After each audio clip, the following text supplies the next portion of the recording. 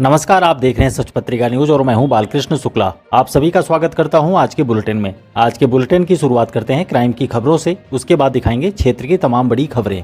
यदि आपको हमारी खबरें पसंद आती है तो चैनल को सब्सक्राइब करें और बेल आइकन वाले बटन को जरूर दबाएं। अब देखते हैं खबरें विस्तार से। पहली खबर चोरी की। कोटपूतली के पुतली रोड स्थित एसपी कार्यालय के पास मौजूद एक निजी पैराडाइज में घुसकर अज्ञात नकाबपोश 4 बैटरी चुरा ले गए। जानकारी के मुताबिक शहर के पुतली रोड स्थित शरणम पैराडाइज पर 2 बदमाश चेहरे पर नकाब लगाकर पहुंचे और सबसे पहले उन्होंने दरवाजे का ताला तोड़ने की कोशिश की, किंतु जब ताला नहीं टूटा तो वे दूसरी तरफ से कूदकर अंदर घुसे और जनरेटर के पास रखी 4 बैटरी चुराकर फरार हो गए। घटना की जानकारी लगने पर पैराडाइज के संचालक एडवोकेट योगेश शरण बंसल ने सीसीटीवी कैमरे की फुटेज खंगाली तो उसमें बदमाशों की करतूत कैद मिली। चोरी हुई बैटरी की कीमत 60,000 रुपये बताई गई है। आपको बता दें कि यह घटना एसपी कार्यालय के पास हुई है। पुलिस ने योगेश शरण की रिपोर्ट पर मामला दर्ज कर जांच शुरू कर दी है। अगली खबर मारपीट की।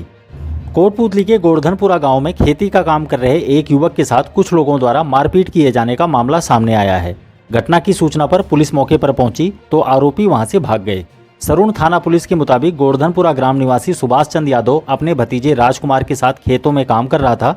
आरोप है कि इसी दौरान रामस्वरूप, धर्मा देवी, पूनम देवी, श्रीराम, राजबाला, मोना, कैलाश, कमलेश, नरेंद्र, राजेंद्र वहां पहुंचे और हथियारों से राजकुमार की पिटाई शुरू कर दी, जिससे उसके चोटें आई और उसका मोबाइल भी टूट गया।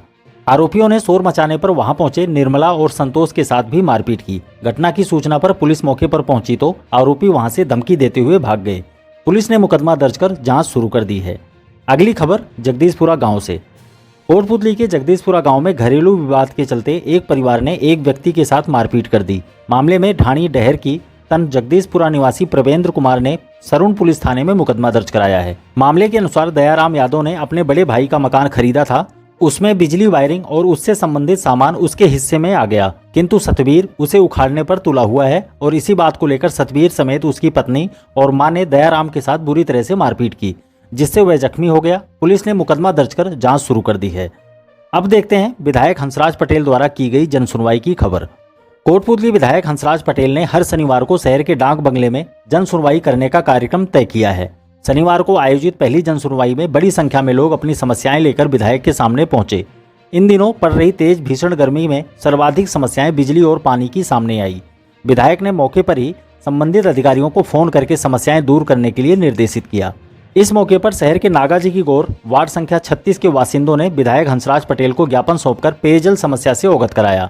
प्रफुल्ल रमन, एडवोकेट होशियार सिंह आर्य, पार्षद प्रतिनिधि विजय आर्य, संदीप आर्य, अनूप आर्य, भवानी वाल्मीकि, विक्रम आर्य, दिलीप आर्य, राजेश वाल्मीकि, मनोज वाल्मीकि सहित अन्य लोगों ने विधायक को अवगत कराया कि कुछ दिन पहले ही जलदाय विभाग द्वारा दलित समाज की तरफ होने वाली पानी की सप्लाई में जो 2 इंच की पाइपलाइन है उसमें वाल लगाकर पानी को कम कर दिया गया है और जिस तरफ 8 इंची की पाइपलाइन जा रही है उधर अनेक लोगों ने 1-1 इंची के अवैध कनेक्शन कर रखे हैं और वे जलदाय विभाग के पानी को खेती बाड़ी के काम में भी ले रहे हैं। लोगों ने कहा कि जलदाय विभाग इन लोगों के अवैध कनेक्शनों पर कार्रवाई करने की बजाय दलित समाज के पानी की सप्लाई में वाल लगाकर पानी को कम कर दिया गया है। विधायक ने जल्द ही इस संबंध में ठोस कार्रवाई का भरोसा दिलाया। जनसुनवाई में बिजली पानी की अनेक ज्वलंत समस्याएं सामने आई। कई लोगों ने अधिकारियों पर काम नहीं करने के आरोप भी लगाए। विधायक हंसराज पटेल ने कहा कि आचार संहिता समाप्त हो चुकी है। अब जनहित से जुड़े सभी कार्यों के लिए संबंधित अधिकारियों को पाबंद किया जाएगा और जो अधिकारी लापरवाही बरतेंगे उनके खिलाफ सरकार कार्रवाई करने में पीछे नहीं हटेगी। कोटपूतली के विधानसभा सह संयोजक जयराम गुर्जर ने बताया कि जनसुनवाई के बाद क्षेत्र के सभी मंडल अध्यक्षों की मीटिंग ली गई, जिसमें विधायक ने सभी मंडल अध्यक्षों को अपने अपने क्षेत्र की समस्याएं चिन्हित कर अवगत कराने के निर्देश दिए। उन्होंने बताया कि मंगलवार को क्षेत्र के सभी अधिकारियों की एक मीटिंग बुलाई गई है, जिसमें समस्याओं के संबंध में विस्तार से चर्चा की जाएगी। इस मौके पर पंकज पटेल, जिला महामंत्री गोपाल अग्रवाल, भाजपा नेता बनवारी लाल यादव, पूर्व चेयरमैन महेंद्र सैनी, मंडल अध्यक्ष कैलाश स्वामी, रमेश रावत, संजय सिंह, विक्रम कसाना, अरुण सैनी सहित अनेक कार्यकर्ता मौजूद रहे। अगली खबर कॉलेज के छात्रों के लिए। कोटपूतली के राजकीय एलबीएस पीजी कॉलेज में स्नातक प्रथम सेमेस्टर के लिए 10 जून से ऑनलाइन प्रवेश प्रक्रिया प्रारंभ होगी। स्नातक पार्ट प्रथम के कला, वाणिज्य और विज्ञान संकाय में ऑनलाइन आवेदन की तिथि 10 जून और अंतिम तिथि 19 जून निर्धारित की गई है। ऑनलाइन प्रवेश आवेदन के लिए टीसी तथा 12वीं क्लास की अंक तालिका जरूरी नहीं है, किंतु आवेदन में विद्यार्थियों को बैंक और आधार कार्ड की डिटेल देना अनिवार्य है। कॉलेज की ओर से आवेदन पत्रों की जांच 22 जून को की जाएगी तथा मेरिट और वेटिंग लिस्ट का प्रकाशन 24 जून को किया जाएगा। कॉलेज के प्राचार्य डॉक्टर आर.के. सिंह ने बताया कि अभ्यर्थियों द्वारा कॉलेज में दस्तावेज सत्यापन और ई मित्र पर शुल्क जमा कराने की अंतिम तिथि 27 जून निर्धारित है। प्रवेशित विद्यार्थियों की प्रथम सूची का प्रकाशन 28 जून को होगा। विषय का आवंटन 29 जून को और प्रथम सेमेस्टर का शिक्षण कार्य 1 जुलाई से प्रारंभ होगा।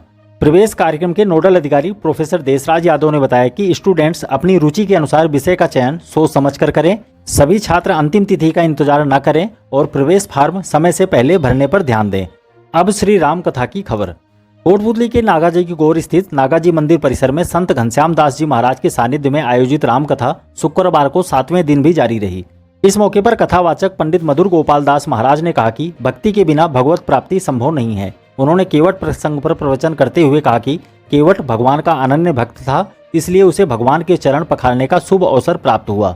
महाराज श्री ने कहा कि राम भरत मिलन की कथा में कहा गया है कि भरत जैसा भक्त इस संसार में आज तक न हुआ है और न होगा। भरत ने भगवान की चरण पादुका सिंहासन पर रखकर 14 वर्ष तक अयोध्या का राज्य नगर से बाहर रहकर चलाया। हमें भरत जैसा भाई और भक्त बनकर भगवान की सेवा करनी चाहिए। कथा के अंत में राम रतन दास महाराज द्वारा आरती किए जाने के बाद प्रसाद वितरित किया गया। अगली खबर नगर परिषद की। मानसून पूर्व नालों की सफाई के लिए नगर परिषद ने काम शुरू कर दिया है। सड़कों पर जल भराव की समस्या से निपटने के लिए नगर परिषद ने शहर के कुछ स्थानों पर नाले पर किए गए अतिक्रमण को भी हटवाया। नगर परिषद के दस्ते ने सराय मोहल्ले में राजकीय बालिका उच्च माध्यमिक विद्यालय के आसपास आम रास्ते पर जल भराव की समस्या से निजात दिलाने के लिए कई लोगों के निर्माण और अतिक्रमण हटाए। एक्सीएन दीपक मीणा ने बताया कि सराय मोहल्ले में राजकीय सरदार जनाना अस्पताल के सामने से लेकर दिल्ली दरवाजे तक नाले की सफाई कराई जाएगी और उसी के लिए नालों पर किए गए अतिक्रमण को हटवाया गया। अब कलेक्टर को सौंपे गए ज्ञापन की खबर। कोटपुतली के प्रमुख मार्गों पर होने वाली सड़क दुर्घटनाओं से बचने के लिए लोगों ने कलेक्टर को ज्ञापन सौंपकर स्पीड ब्रेकर बनवाने की मांग की। स्वच्छता सेवा दल और कोटपुतली नगर व्यापार महासंघ से जुड़े लोगों ने इस संबंध में जिला कलेक्टर और नगर परिषद आयुक्त को ज्ञापन सौंपा। प्रवीण बंसल ने बताया कि शहर की अत्यधिक घनी आबादी राष्ट्रीय राजमार्ग के पूर्व क्षेत्र में निवास करती है और समस्त व्यावसायिक गतिविधियां भी इसी क्षेत्र में संचालित होती हैं। शहर के पुतली कट से लेकर उमराव सिनेमा और अग्रसेन तिराया से लेकर मुख्य चौराहे तक हमेशा वाहनों का आवागमन बना रहता है। इन मार्गों पर वाहन अनियंत्रित गति से चलते हैं, जिससे कई बार हादसे भी हो चुके हैं। लोगों ने इन सड़कों पर जल्द ही स्पीड ब्रेकर बनवाने की मांग की। इस संबंध में जिला कलेक्टर कल्पना अग्रवाल और नगर परिषद आयुक्त धर्मपाल जाट ने जल्द ही कार्रवाई करने का भरोसा दिलाया। अगली खबर नियुक्ति की। लायंस क्लब इंटरनेशनल के डिस्ट्रिक्ट गवर्नर सुनील अरोड़ा ने आगामी वर्ष 2024-25 के लिए लायंस क्लब कोटपुतली के कमल किशोर गुप्ता को रीजन 1 में जोन नंबर 3 का चेयरपर्सन नियुक्त किया है। यह जानकारी लायंस क्लब कोटपुतली के अध्यक्ष डॉक्टर अरविंद मित्तल ने दी। अब रक्तमणि अभियान की खबर। जनसेवक मुकेश गोयल की पहल पर प्रधानमंत्री नरेंद्र मोदी के जन्मदिन 17 सितंबर 2015 से शुरू किया गया रक्तमणि अभियान लगातार जारी है।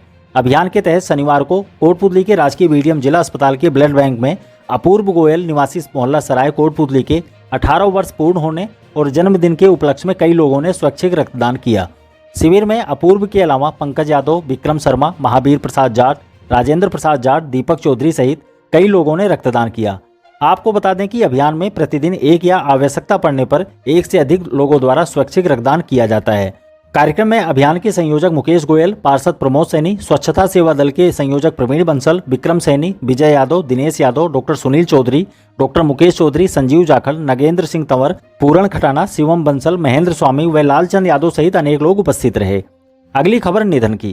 कोटपुतली के पाथरेडी ग्राम निवासी समाज सेवी ठाकुर जगदीश सिंह शेखावत का निधन हो गया। वे करीब 88 साल के थे। उनके पोते भाजपा नेता टिंकू सिंह शेखावत ने बताया कि उनके दादा जगदीश सिंह गांव में रहते हुए सामाजिक कार्यों में बढ़ चढ़कर हिस्सा लेते थे। उन्होंने अपना पूरा जीवन सादगी और ईमानदारी से यापन किया। वे लंबे समय तक पाथरेडी स्थित बाबा भूमिया गौशाला के संरक्षक भी रहे। वे अपने पीछे भाई बिरजू सिंह, जय सिंह, पुत्र सिंबू सिंह, दीप सिंह व पौत्र कुलदीप, टिंकू सिंह व सचिन समेत भरा पूरा परिवार छोड़ गए। और अंत में रघुनाथपुरा पीएचसी की खबर।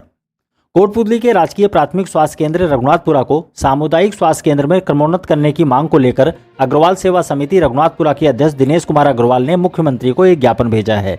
इस स्वास्थ्य केंद्र का निर्माण सन 1962 में तत्कालीन विधायक स्वर्गीय मुक्तिलाल मोदी के प्रयास से भामाशाह गोविंद राम के परिवार द्वारा करवाया गया था, लेकिन क्रमोन्नत नहीं किए जाने से स्वास्थ्य केंद्र पर मूलभूत सुविधाओं का अभाव है। स्वास्थ्य केंद्र जयपुर दिल्ली नेशनल हाईवे पर मौजूद है और यहाँ सुविधाओं के अभाव के कारण लगभग 2 दर्जन गांव ढाणियों के लोग कोटपुतली और पावटा अस्पताल में जाकर अपना इलाज कराने को विवश हैं, जिससे मरीजों को आर्थिक और शारीरिक कष्ट उठाना पड़ता है। अग्रवाल ने स्वास्थ्य केंद्र को जल्द ही CHC में क्रमोन्नत किए जाने की मांग की है। आज के लिए बस इतना ही। दोबारा मिलते हैं इसी तरह की दूसरी ताज़ा खबरों के साथ। नमस्कार।